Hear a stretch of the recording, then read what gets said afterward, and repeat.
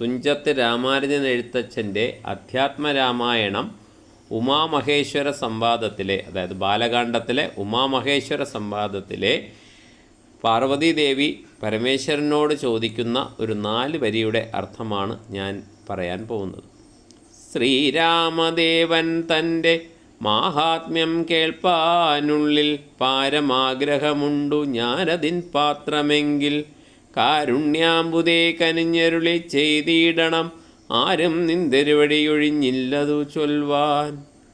അതായത് ശ്രീരാമദേവൻ്റെ മാഹാത്മ്യങ്ങൾ കേൾക്കണമെന്ന് ശ്രീ പരമേശ്വരിക്ക് വളരെയധികം ആഗ്രഹമുള്ള കാരണത്താൽ അതിനെക്കുറിച്ച് ശ്രീ പരമേശ്വരനോട് ചോദിക്കുകയാണ് ദേവി. എന്നിട്ട് ദേവിയോടെ പറയുന്നുണ്ട്, ഈ മാഹാത്മ്യങ്ങൾ കേൾക്കുന്നതിന് ഞാൻ പാത്രമെങ്കിൽ, അതായത് എനിക്കതിന് യോഗ്യതയുണ്ടെന്ന് തോന്നുന്നെങ്കിൽ മാത്രം പറഞ്ഞു തരിക. യോഗ്യതയുണ്ടെങ്കിൽ കാരുണ്യാംബുധേ, കാരുണ്യത്തിൻ്റെ മൂർത്തിതിലകമായിരിക്കുന്ന ഭഗവാനെ അങ്ങ് കനിഞ്ഞ് ദയവ് ചെയ്ത് എനിക്കത് അരുളി ചെയ്തിടണം. ആരും നിന്തിരുവഴിയൊഴിഞ്ഞില്ല, നിന്തിരുവടിയല്ലാതെ, അതായത് ഭഗവാൻ പരമേശ്വരനല്ലാതെ ആരും തന്നെ ഇത് ചൊല്ലുവാനായി ഇല്ല എന്നും ദേവി ഇവിടെ പറയുന്നുണ്ട്.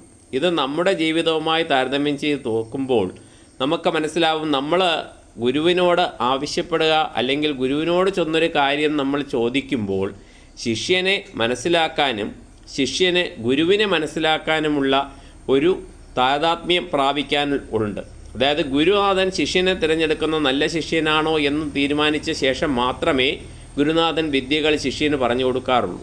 ഇപ്പോൾ ശിഷ്യനും തിരിച്ച് ചെയ്യാം, ഗുരുനാഥൻ എന്നോട് എങ്ങനെ പ്രവർത്തിക്കുന്നു, അല്ലെങ്കിൽ എന്നോട് എത്രത്തോളം സ്നേഹവും എത്രത്തോളം കരുണയും എത്രത്തോളം താല്പര്യവും കാണിക്കുന്നു എന്ന് മനസ്സിലാക്കി ശിഷ്യൻ ഗുരുനാഥനോട് ബന്ധപ്പെട്ട് നിൽക്കണം.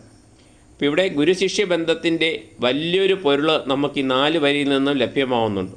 അതുകൊണ്ടാണ് ദേവി പറയുന്നു, ഞാൻ കേൾക്കുന്നതിന് അല്ലെങ്കിൽ ശ്രീരാമദേവൻ്റെ മാഹാത്മ്യം എനിക്ക് കേൾക്കാൻ യോഗ്യതയുണ്ടെങ്കിൽ, എനിക്ക് അത്രയും ആഗ്രഹമുണ്ടത് കേൾക്കണമെന്ന്, എനിക്ക് യോഗ്യതയുണ്ടെങ്കിൽ ആ മഹാത്മ്യം എന്നെ പറഞ്ഞ് കേൾപ്പിക്കുക.